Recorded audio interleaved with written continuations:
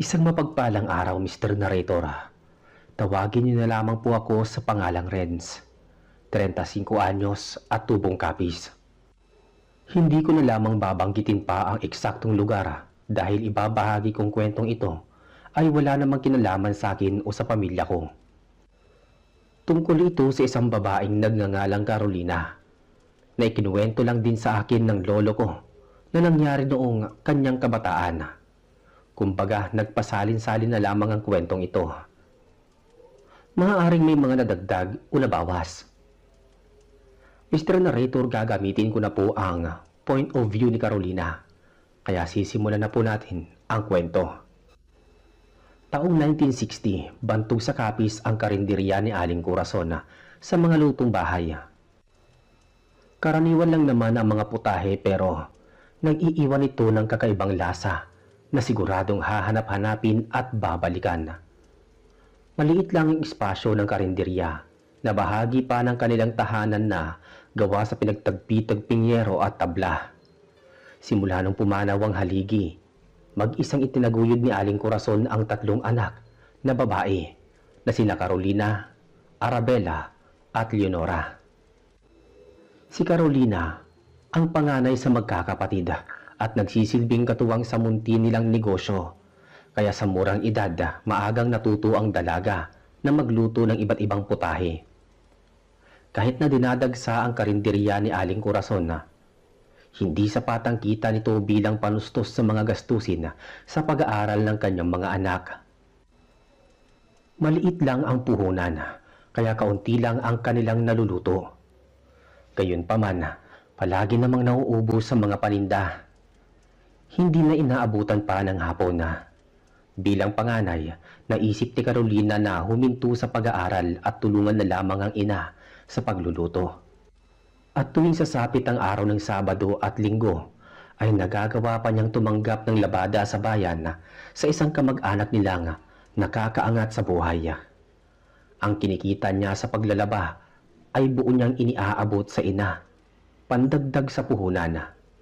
Ayon kay Lolo, napakasipag at napakabait umanong bata ni Carolina.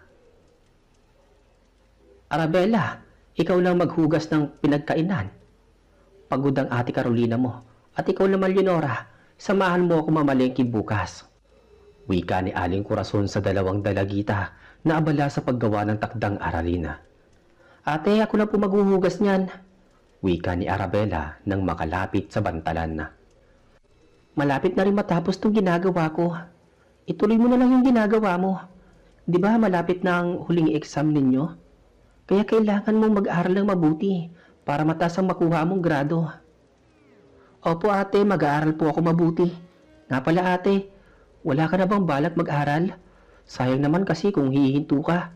College ka na sana ngayon sa darating na taon. Hindi ko alam eh.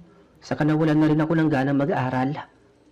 At saka ang prioridad ko ngayon, makapagtapos kayo ng kapatid mo sa pag-aaral.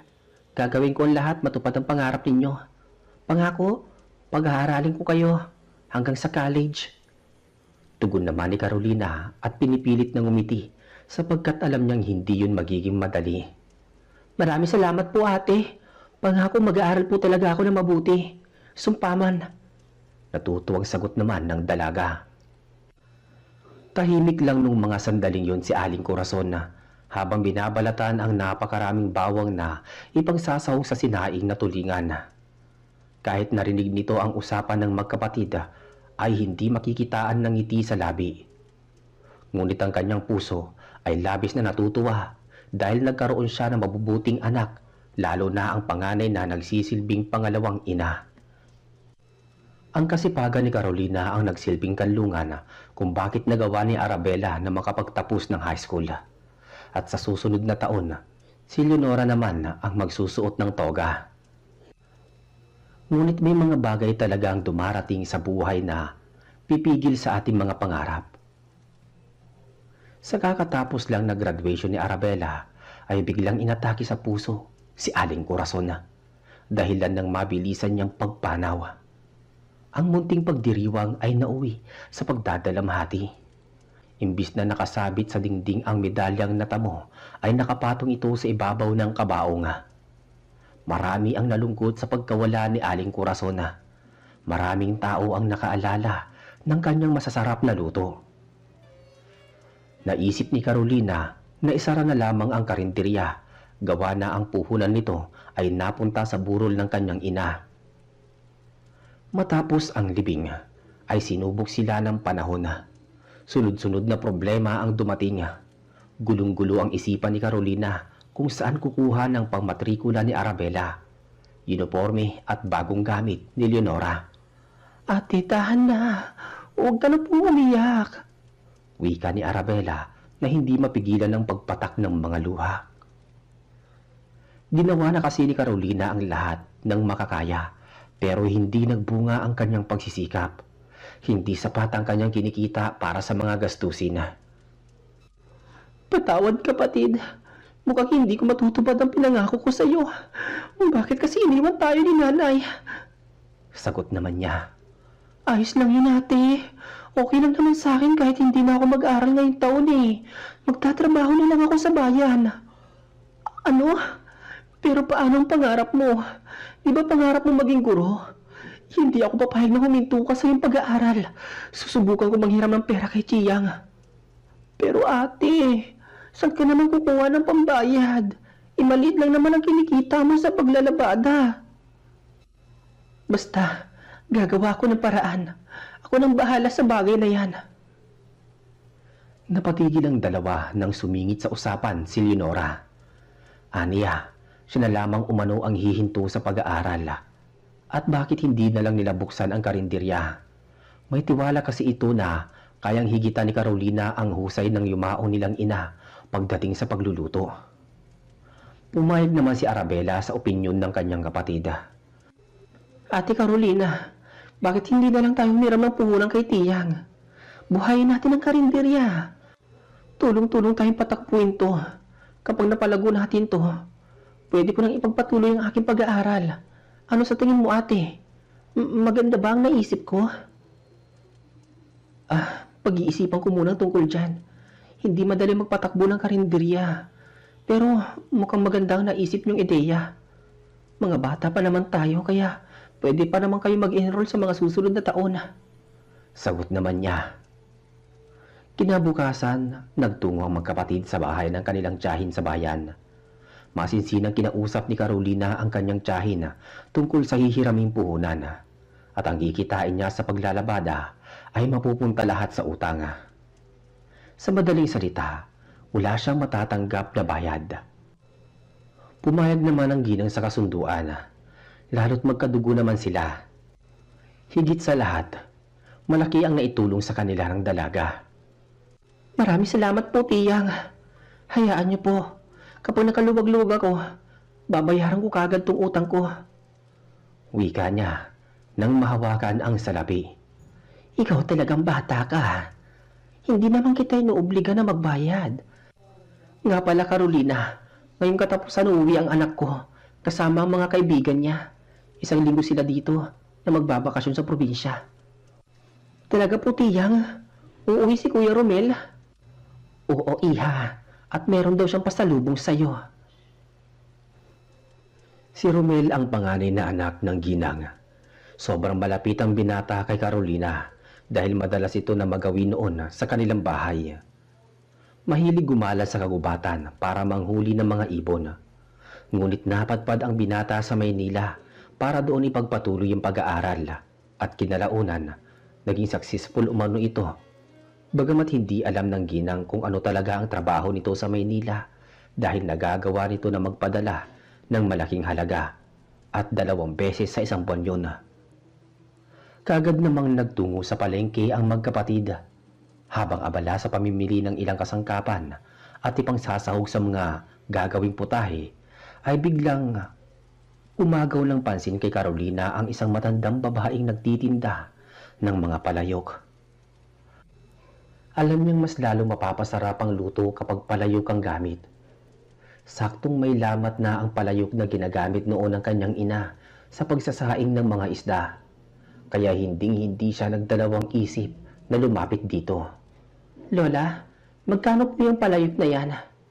Tanong niya sabay turo. Magkakaiba kasi ang sukat ng mga ito. Napakamura lang nito, Eneng. Pero mas mapapamura ka kung marami ang iyong bibilhin. Tugon ng matanda. Isa lang po ang bibiling ko eh. Sagot naman niya. Ganon, isa lang ba? Ganito na lang, Ineng. Meron akong espesyal na palayok na ipapakita sa iyo. Alam kong hindi mo matatanggihan ang bagay na ito. Nakangising saad ng matanda. Isang bagay ang natatabunan ng tela mula sa likuran ng matanda. Tinanggal nito ang saklob at gumuhit sa paningin niya ang itim na palayok na may nakaukit na pangalan na hindi niya mabasa.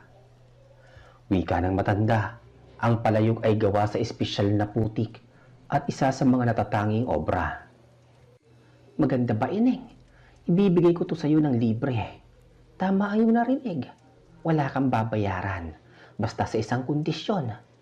Payag ka bang bilhin ko ang guhit ng iyong mga palad? Ano ho? Nagbibiro ba kayo la? Paano mo naman bibilhin yung guhit ng aking palad? Nagtataka niyang tanong. Oo at hindi lang ang isasagot mo. Kung papayag ka, ilalahad mo sa akin ang iyong mga palad. At kung ang sagot mo ay hindi, maaari ka nang umalis. Dahil sa nauhumaling si Carolina sa itim na palayok, pumayag siya sa kasunduan. Ibinuklat niya ang kanyang mga palad sa harap ng matanda. Bigla siyang napaimpit nang bumaon sa balat niya ang matulis na hintuturo nito. Doon niya napansin na matalas pala ang kuko ng matandang babae. Laking gulat niya nang tikman nito ang kanyang dugo. May selyo na ang ating kasunduan. Pagmamay-ari ko na ang guhit ng iyong mga palad. Huwag kang mag-alala, Ineng. Dahil simula ngayon, mababago na ang iyong kapalaran. Sige na, Ineng. Kunin mo na ang palayok.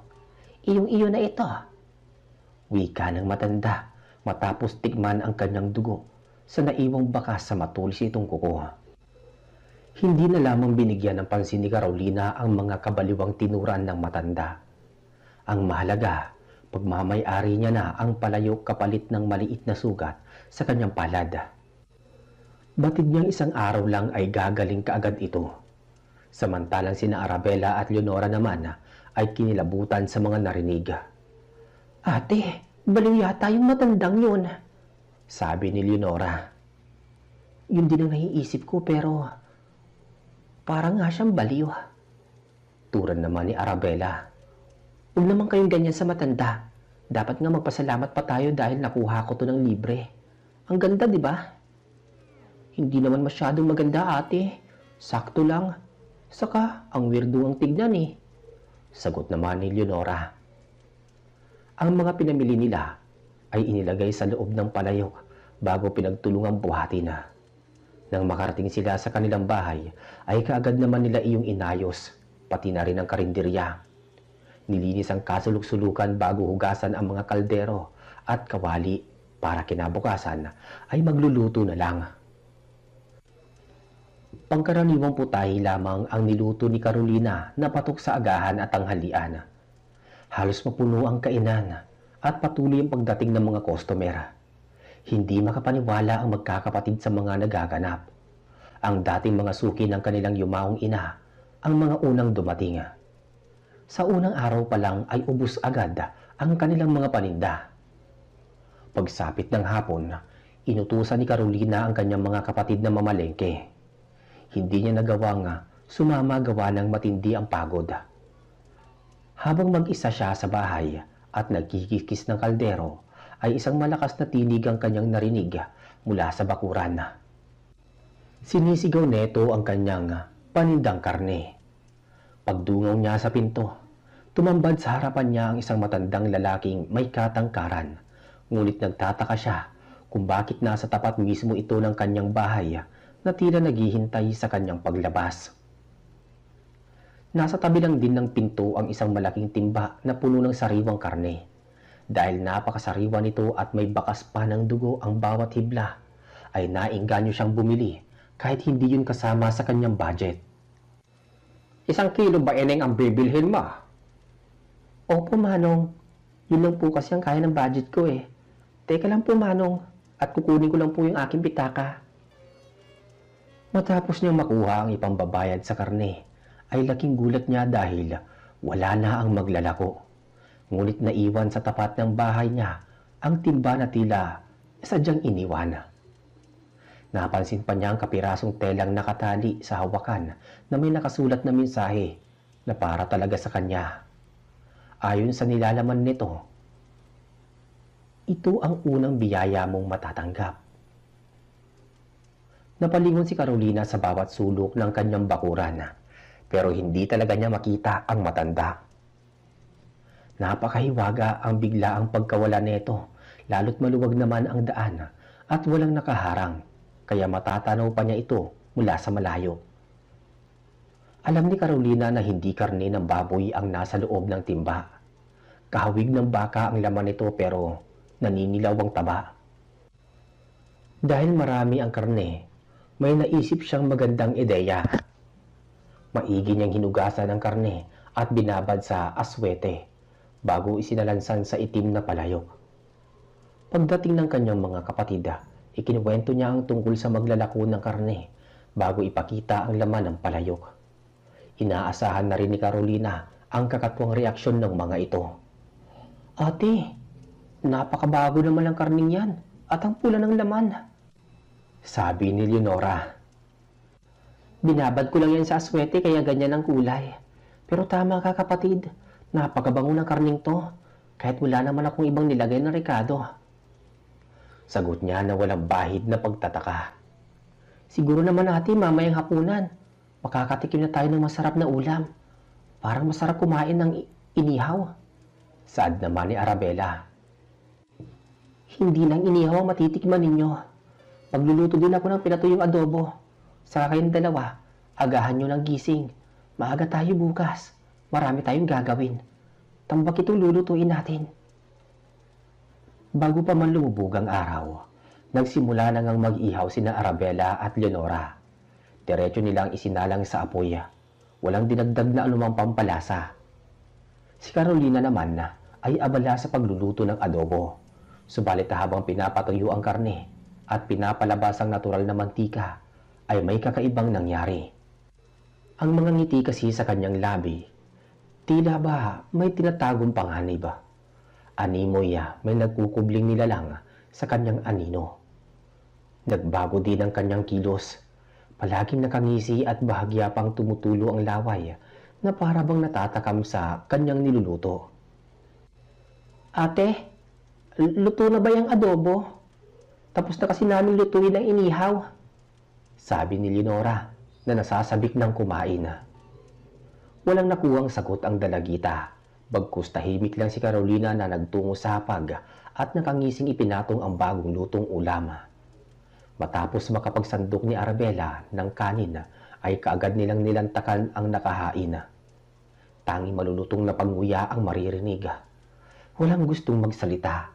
Nakatuon lamang ang kanilang mga sarili sa ibabaw ng lamesa. Leonora, nakalimutan ko, wala pa tayo sa usawan. Di ba meron tayong biniling kalamansi? Kumuha ka nga ng ilang piraso at lagyan mo ng kaunting toyo. At saka, 3 bawang na rin. Utos ni Arabella sa bunso. Nagmadali namang nagtungo ang dalagita sa kusina. Ngunit laking pagtataka niya, bakit wala sa lalagyan ang isang supot na kalamansi? Kaya tinanong neto ang kanyang ate.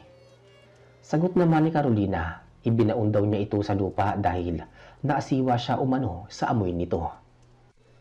Kaya nagkatinginan ang magkapatid sa tinuran ng kanilang panganay. Alam nila na paborito ni Carolina ang kalamansi na ilahok sa mga isda. Gayunpaman, hindi nila iyon binigyan ng malalim na kahulugan.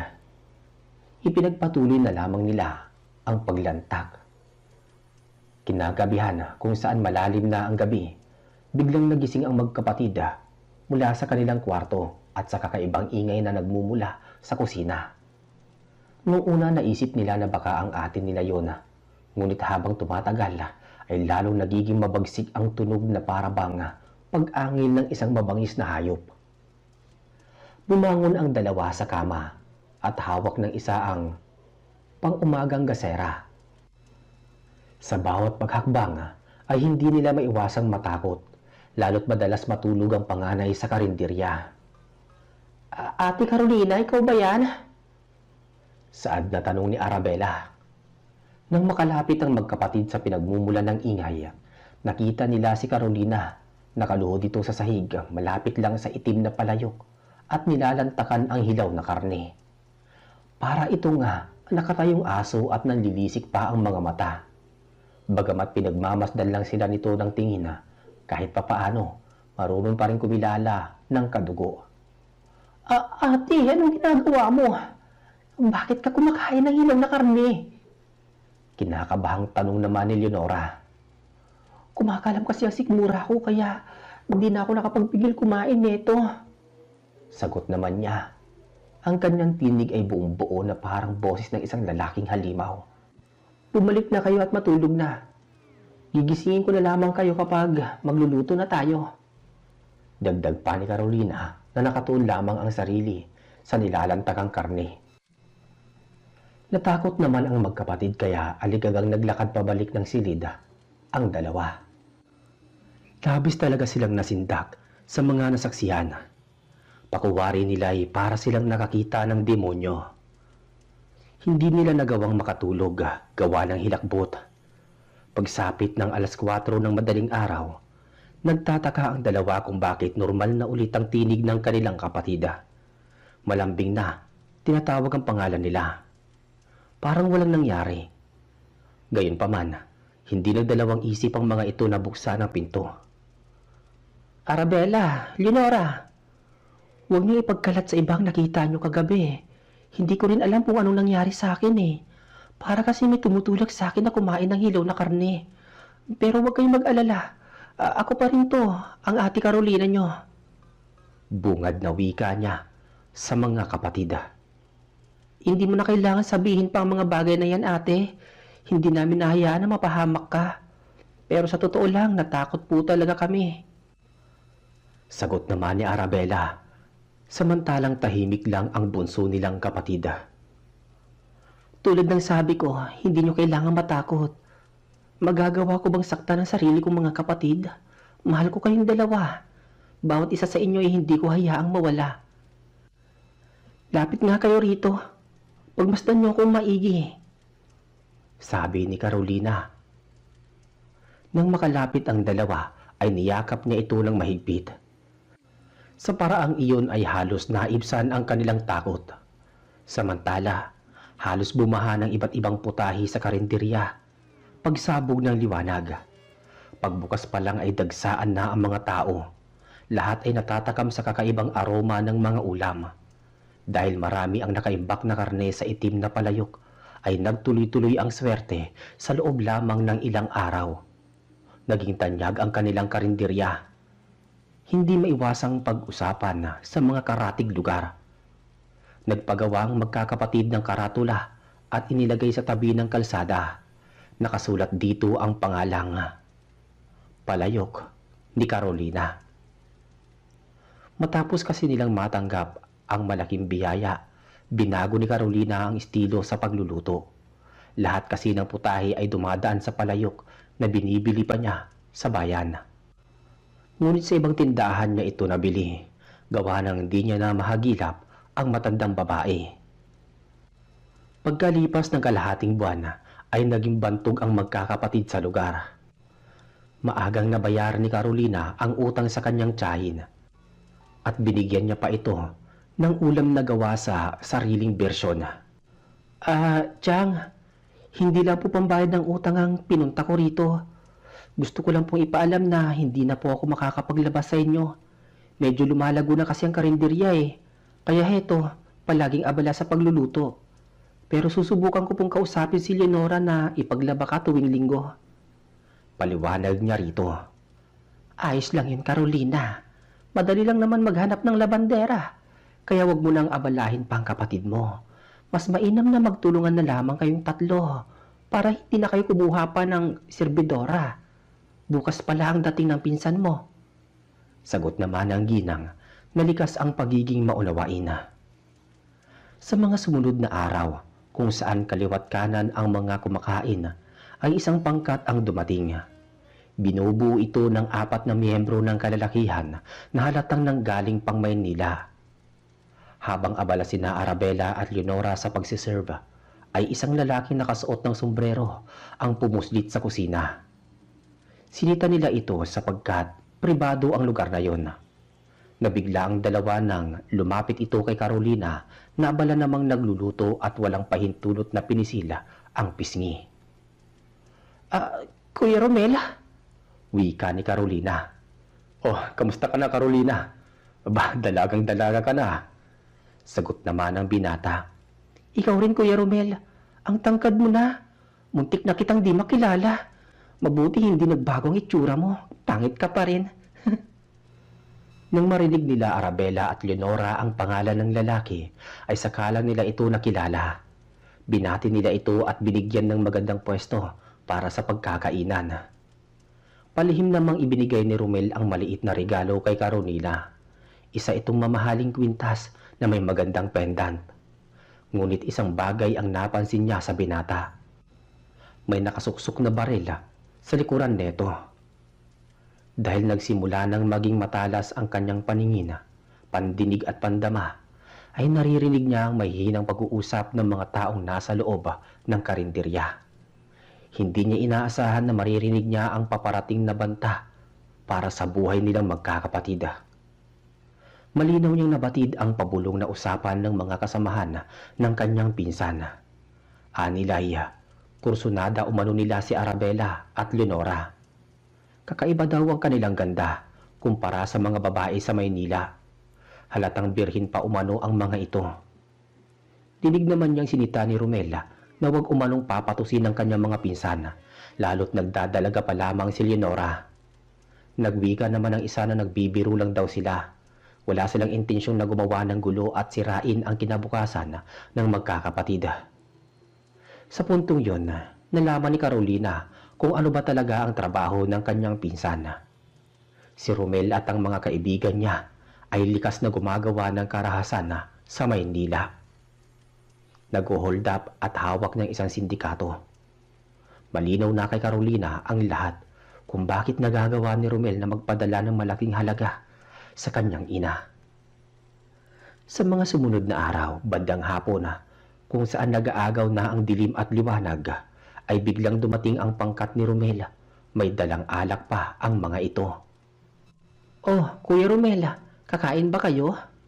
Tanong ni Arabella na nagsisimula ng magligpit ng kalat. Kaunti lang ang customer ng mga oras na yon. Hindi kami kakain eh. Nasa kusina ba si ate mo, Carolina? Sagot naman ng binata. Tumango lang ang dalaga bago tinawag ang kanyang kapatid. Abala ng mga oras na yun si Leonora sa paghuhugas ng mga pinggana. Nang makalapit si Carolina sa kanyang pinsan, nagpaalam ang binata kung maaari ba silang pumwesto sa karinderya para uminom ng alak. Yun kasi ang gusto ng mga kasama. Maaari naman kayong uminom dito. Kaso nga lang malapit na kami magsara. Paubos na kasi ang paninda namin eh. Kung gusto nyo, doon na lang kayo sa loob ng bahay. Ganun ba? Mukhang mas maganda yan Kunin mo pala ito, insan. Bayad para sa pulutan namin. Ikaw na bahala kung anong gusto mong lutuin. Kahit kausap ni Carolina ang kanyang pinsan ay hindi nakaligtas sa paningin niya ang malaswang pagtitig ng 3 lalaki sa kanyang kapatid na abala sa pagliligpit ng mga kalat sa mesa. Nagawa pang hawakan ng isang lalaki ang kamay ni Arabella. Ang mga tinilay mga puno ng kalaswaan na tila may halong pagnanasa. Napansin naman ni Romel kung saan nakabaling ang tingin ng kausap. Kaya nilingon niya ang kanyang mga kaibigan at napakunot noon na lamang sa nakita. Hoy, kayong 3, tigilan niyo nga si Arabella. Sigaw ni Romel. Nagawang sawayin ang mga kasama. Binibiro lang namin siya. Sagot naman ng isa na panay tingin sa balakang ng dalaga. Sinamahan muna ni Carolina ang mga ito sa kanyang tahanan. Ibinigay ang mga kailangan bago bumalik ng pwesto. Habang nagiinuman ang mga magkakaibigan, ay binilisan naman nila ang paglilinis hanggang sa maisara nila ang pwesto. Pinaalalahanan naman ni Carolina ang kanyang mga kapatid na manatili na lamang sa kanilang silid gawa ng may mga bisitang ang lalaki. Nagawa pa ni Arabella na ikandado ang pinto para siguraduhin lalo't may pagkabastos ang mga kaibigan ng kanilang pinsan. Samantala, nang silipin ni Carolina ang itim na palayok, ay kaunti na lamang ang natitirang laman na binili nila kahapon. Matagal kasing nauubos ang kakaibang karne ng matandang maglalako. Kinuha niya ang natitirang piraso at mabilis na niluto. At habang abala sa kusina, ay naalibadbaran siya sa lalaking panay sulyap kung saan naroon ang kanyang mga kapatid. Ito rin ang humawak sa kamay ni Arabella. "Heto na Kuya Romel, yung pulutan nyo. Pasensya na kung kaunti lamang to pero may malapit naman dito na tindahan. Bibili na lamang ako. Bukas pa kasi ako makakapalengke."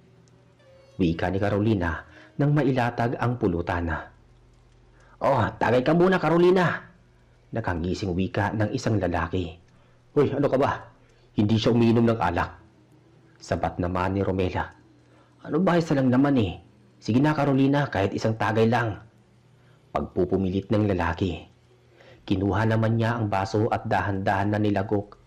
Napasinok pa siya gawa ng iyon ng unang pagkakataon na makatikim ng alak. Napapangisi naman ang lalaki nang ibigay sa kanya ni Carolina ang baso. Nagkatitigan kasi ang dalawa. "Maiwan ko muna kayo. May naiwan kasi akong gamit sa karinderya." Wika niya at malagkit na pinasadahan ng tingin ang lalaking pinilit siyang uminom ng alak. Mga tol, ihilang ako ah." Tinig niyang paalam ng lalaki sa mga kasamahan nito. Batid ni Carolina na susundan siya nito ayon sa pahiwatig ng kanyang mga titig. Medyo madilim sa gawing yon na gawa ng wala ngang kuryente. Pagkapasok niya ay hinayaan niyang nakabukas ng kaunti ang pinto bago dumako kung saan siya nagluluto sa bandang kusina. Ilang saglit pa ay narinig niya ang paglapit ng yabag ng mga paa. Kaya kinuha niya ang kutsilyo at nagkubli sa mas madilim na parte. Carolina, nandiyan ka ba?"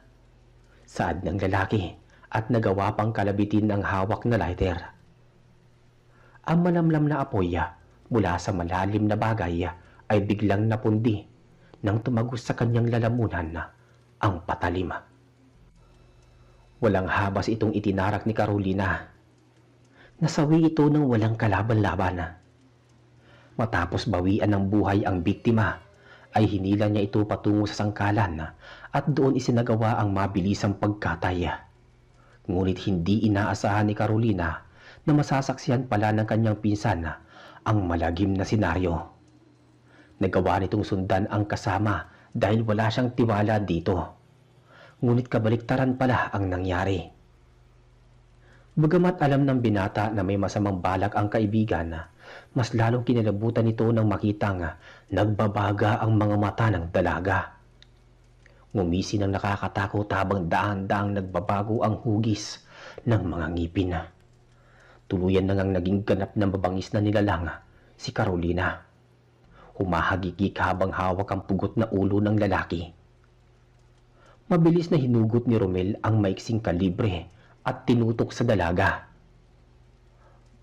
"Balak mo ba akong patayin, Kuya Romel? Natatakot ka ba sa akin porkit ganito ang anyo ko?" Tanong niya bago humakbang ng paurong. "Hindi kasi Carolina. Isa kang halimaw." "Halimaw man ako sa paningin mo. Pero ako pa rin to. Ako pa rin to, Kuya Romel. Nagawa kong patayin ang kasama mo dahil masama siyang tao." Sagot naman niya. Pareho silang nabigla nang marinig ang malakas na kalampag na nagmumula doon sa bahay, kasabay ng maiksing sigaw ng magkapatid. Naunang tumakbo palabas ang binata para alamin ang naganap. Sumunod naman si Carolina na mabilis na bumalik sa dating anyo. Inabutan nila ang tatlong lalaki na nakapatong sa ibabaw ni Arabella at Leonora. Punit na rin ang kanilang damit na halatang pinagsasamantalahan. Bahagya pang dumudugo ang labi ni Arabella na tila nakatamo ng malakas na sampala. Bukod doon labis na nangihina ang dalawa na animoy sinuntok sa sikmura kaya napatigil ang mga ito sa pagsigaw. Huwag kang makikialam, Romel. Alam ko naman na may pagnanasa ka rin sa iyong mga pinsan. Matagal na natin itong ginagawa, kaya makisama ka na lang. Saad ng isang lalaking madiin na hinawakan ng dibdib ng dalaga na halos matanggal na ang nakabalot na panloob. Ngunit bigla silang napahinto sa masamang balak nang makita ang dugoang damit ni Carolina. Mas lalong nagulantang ang mga ito nang muling tumubo ang matutulis na kuko at ngipin ng dalaga. Bago pa man paputukan ng baril ng mga ito ang dalaga, ay inunahan na sila ni Romela. Malapitang bumaon ang mga bahala sa kanilang mga bungo. Hindi nakapagpigil ang binata na paslangin ang kanyang mga kasama. Dahil sa nangyari, hindi natuloy ang balak ni Carolina na laslasin ang lalamunan ng mga ito. Sinadya niya iyong gawin ng binata upang hindi muling makapatay pa ang dalaga. Isa pat, malaking usapin na oras na kumalat sa lugar na halimaw si Carolina. Nagambala naman ang mga tao sa sunod-sunod na putok ng baril. Ang iba ay humingi ng tulong sa kapitan hanggang sa makarating sa kinauukulan. At bago dumating ang mga pulis, ay sinabihan kaagad ni Romel si Carolina na itago ang mga bangkay na kanyang kinatay sa loob ng karinderya. Sa harap ng maraming tao at mga pulis, inamin ni Romel na siya ang pumatay sa kanyang mga kasama. Aniya, nagawa niya iyon upang protektahan ang mga pinsan niya sa tangkang pangahalay. Pinatunayan naman ito ng magkakapatid.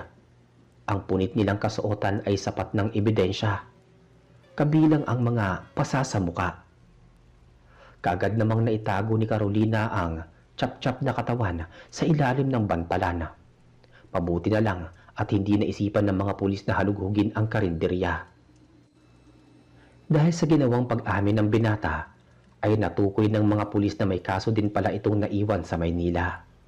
Dahil doon nakulong siya, lalo na't may dati itong kasong murder. Gayunpaman, para sa magkakapatid, malaki ang nagawang tulong ng kanilang pinsan. Labis ang pasasalamat nila dito. Pagsapit ng madaling araw, nagtulungan ang magkakapatid na ilipat ang chap-chap na katawan sa kanilang bahay.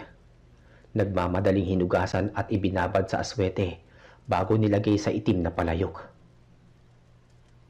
Matagal nang batidin na Arabella at Leonora na hindi normal ang kanilang nakakatandang kapatid mula noong ibenta nito ang guhit sa kanyang mga palad sa matandang tendera ng palayok. Hindi nila alam kung ito ba'y isang demonyo na nagbigay ng sumpa. Dahil simula na mapasa kamay ni Carolina ang bagay na ito, ay naging ganap na siyang halimaw. Ngunit may kakayahang kontrolin ang sarili. Sa kabila ng mga naganap, mas lalo naging popular ang karinderya ng magkakapatid. Kinilala ang palayok ni Carolina sa mga dumadating pang taon kung saan ito ang pinangahawakang titulo ng nasabing kainan.